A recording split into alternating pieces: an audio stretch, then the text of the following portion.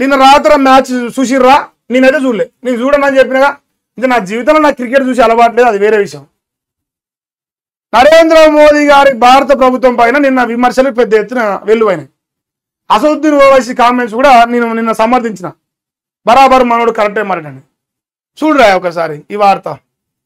పాక్ పై India పంజా 7 వికెట్ల తేడాతో grand victory సాధించింది. నిన్న ఏం చెప్పినా, ఒరే నాయన మనం ఆడినా ఆడకపోయినా ప్రపంచం మొత్తం తెలుసు, ఏది ఏమైనా భారతే గెలుస్తుంది, ఇండియానే గెలుస్తుంది. పాకిస్తాన్తో క్రికెట్ మ్యాచ్ అవుతుంది అంటే నాకు తెలిసి ప్రపంచంలో ఉన్న 800 కోట్ల మంది జనాభాలో ఎవరు కూడా పాకిస్తాన్ గెలుస్తాను పొరపాటును అనుకోరు.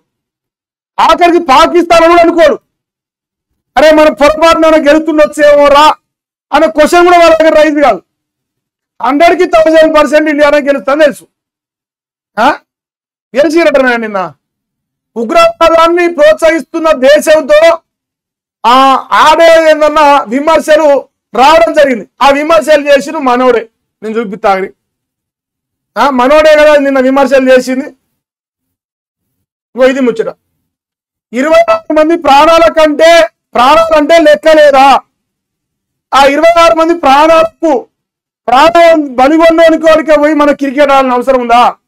ప్రాణాల కంటే పైసలే ఎక్కువనా అనే కామెంట్స్ నిన్న అసదుద్దీన్ ఓవైసీ చేసింది. డబ్బుకే ఎక్కువ ప్రాధాన్యత ఇస్తారా?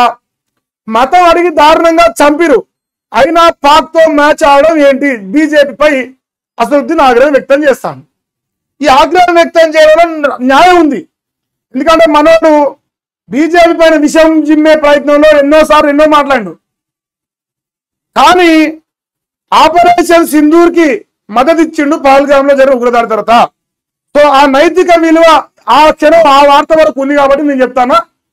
అసదుద్దీన్ ఓవైసీ అడిగిన ప్రతి కామెంట్ నేను నిలబడతాను, నేను సపోర్ట్ చేస్తాను బేషరతుగా, రాజకీయాలకు అతీతంగా. ఈ మ్యాచ్ జరిగేది కాకుండా అని కోరుకున్నాను. నిన్న సాయంత్రం కూడా నేను లైవ్ పెట్టాను అందుకే. కానీ మన జనాలకి తగలబడ్డరు. ఏ మార్గొస్తే నాకేంద్ర భయ్, నేను వచ్చిన. ఇప్పుడు మన ఇంట్లో మన కుటుంబంలో అట్లనే ఆ 26 మందిలో మన కుటుంబంలో ఉంటే ఆ మ్యాచ్ చూస్తారా? లేదు. ఇప్పుడు ఈ 26 మంది చనిపోయారు కదా, ఈ 26 మందిలో ఏ కుటుంబం అన్నా మ్యాచ్ చూసి ఉంటుందని నేను అనుకుంటలేను. ఎందుకంటే దెబ్బ తగిలినోనికే కదా నొప్పి. దెబ్బ తగిలినోనికే చేస్తుంది, చూసినోనికి ఏం తెలియదు. దెబ్బ తగిలినోడు ఆ కుటుంబాల్లో ఉన్నాడు కాబట్టి వాడు ఖచ్చితంగా చూడు. ఇక మనకు తగలలే కదా దెబ్బ, మనకు వల్లే బాంబులు, మన వల్లే గనులు, మన వల్లే తూటాలు, మనకెందుకు నొప్పి వేస్తే మనం బరాబర్గా మ్యాచ్ చూసి ఉంటాం. నేనైతే చూడలే, నా ఉద్దేశం అది. నరేంద్ర మోదీ గారి భారత ప్రభుత్వానికి ఈ అంశంలో అవమానం ఇంత పెట్టే వస్తుంది.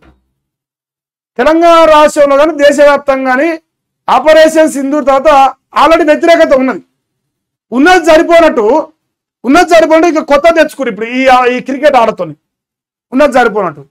సో నరేంద్ర మోదీ గారి ప్రభుత్వం అవమానం 650 రాజ్యభుజం గుండు 0 ఈ అంశాల్లో కనిపిస్తారు. మీరు నమ్మినా నమ్మకపోయినా ఏంటంటే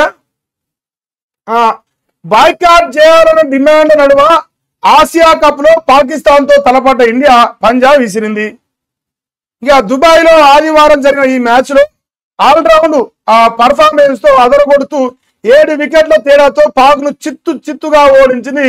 ఈ మ్యాచ్ లో టాస్ టైంలో ఇరు జట్ల కెప్టెన్లు ఆట ముగిసిన తర్వాత ఆటగాళ్లు కనీసం షేక్ హ్యాండ్స్ ఇచ్చుకోకపోవడమే చొక్కమైన ముచ్చటనా?